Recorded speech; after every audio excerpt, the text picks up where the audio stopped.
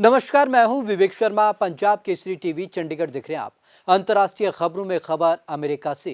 America में शुक्रवार को नैशविले में हुए बम धमाके की गुत्थी अब तक सुलझ नहीं पाई है।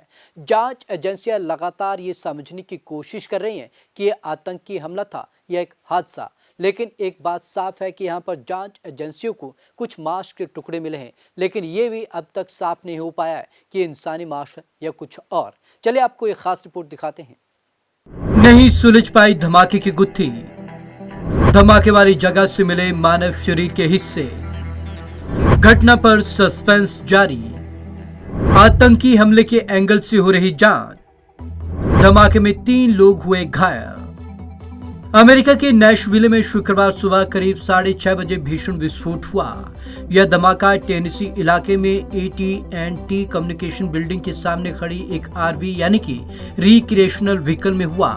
धमाके की आवाज कई किलोमीटर तक सुनी गई और टेनेसी की दर्जनों इमारतों को नुकसान पहुंचा। आतंकी हमले के एंगल से जांच। पुलिस के मुताबिक धमाके को देखने से लगता है कि ये रातन था। पुलिस और FBI इस धमाके की आतंकी हमले की एंगल की जांच कर रहे हैं। लैब में भेजे गए सैंपल।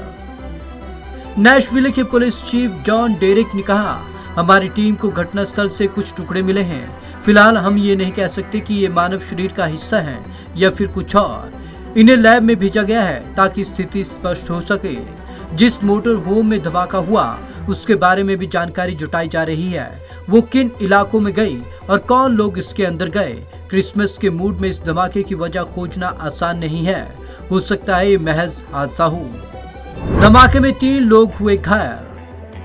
नैशविले के मेयर ने कहा कि धमाके में 3 लोग घायल हुए हैं। इन सभी का अस्पताल में इलाज चल रहा है। कुल 41 इमारतों को नुकसान पहुंचा।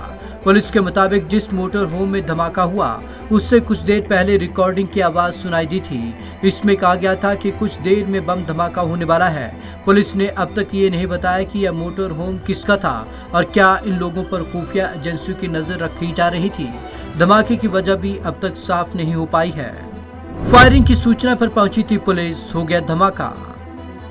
नैशविले के पुलिस प्रवक्ता डॉन अरोन ने कहा कि इस गाड़ी की इमारत के सामने खड़े होने के बाद ही संदेह हो गया था।